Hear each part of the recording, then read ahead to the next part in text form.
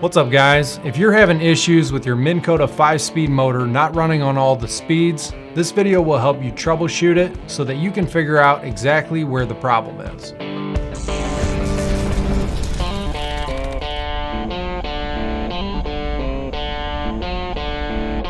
A Minn Kota 5-speed motor consists of a few main things that control your speeds. You have your rotary switch, your speed coil, and you have your wiring and connectors. The rotary switch gets power from your battery and is how you select the speed of your motor. On a hand control, this switch is inside of the control box and connects to a handle. On a foot control, this switch is inside of the foot pedal and connects to a speed knob. On one side of the switch, there's a shaft that rotates. On the other side, there are terminals that your wires will connect to. Each of these wires represent different speeds. As you turn the handle or knob, the rotary switch sends signal through the wires and down to the lower unit. The speed coil is located on the other end of these wires inside of the nose cone. To test the speeds, we're going to bypass our rotary switch by hooking power directly to the lead wires coming up the shaft from the lower unit. This will eliminate the rotary switch from the equation to tell us if it's where the problem is. First, we're going to disconnect the motor from power.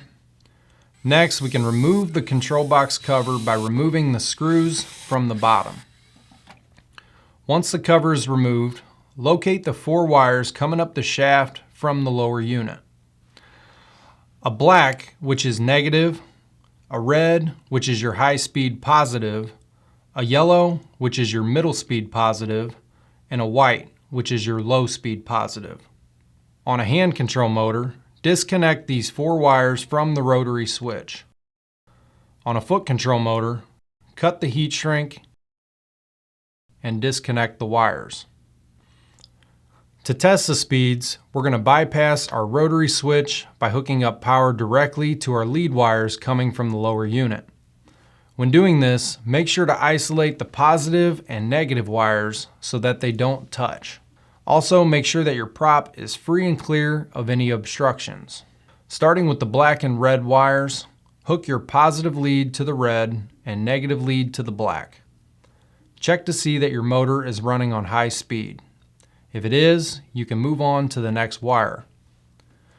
Remove the positive lead from the red wire and connect it to the yellow wire. The negative lead will remain on the black wire.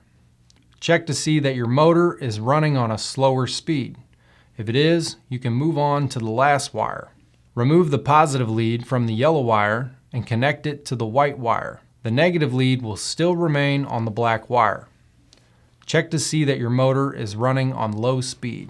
If your motor runs and varies speeds when jumping the lead wires, chances are you have a bad rotary switch.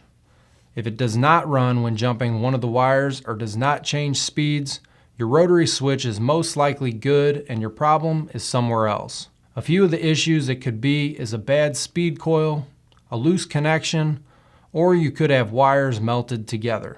So I hope this video helped you guys figure out where your issue is. If it did, make sure to give this video a like and subscribe, and as always, keep trolling.